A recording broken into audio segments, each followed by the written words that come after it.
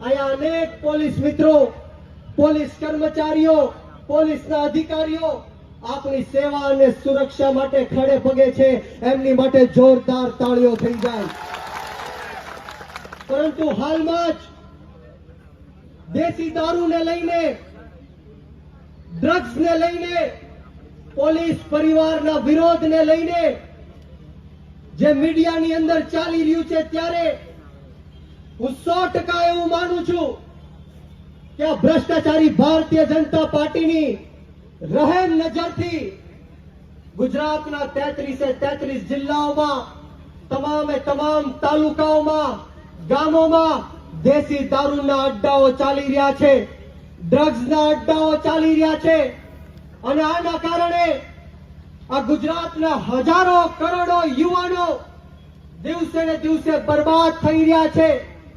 નાની નાની બહેનો વિધવાઓ બની રહી છે, નાના નાના બાળકો અનાર્થ બની રહ્યા છે, માતાઓ પોતાના બાળકો ગુમાવી દે છે. ત્યારે આ હર્ષ સંઘવી એવું કહે છે કે કાયદામાં રહેશો તો ફાયદામાં રહેશો.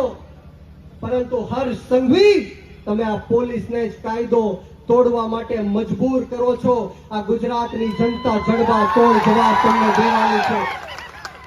હું એક વાર નહીં 1000 વાર કહીશ કે જે પણ પોલીસના અધિકારીઓ દેશી દારૂ અડ્ડા ચલાવવા માટે બુટલેગરોને પ્રોત્સાહન આપશે, દેશી ડ્રગ્સના અડ્ડાઓ ચલાવવા માટે આ માફિયાઓને આગળ કરશે, એ અધિકારીઓના એક વાર નહીં 1000 વાર બક્કલ અને પટ્ટા અમે ગુજરાતની જનતા ઉતારીશું.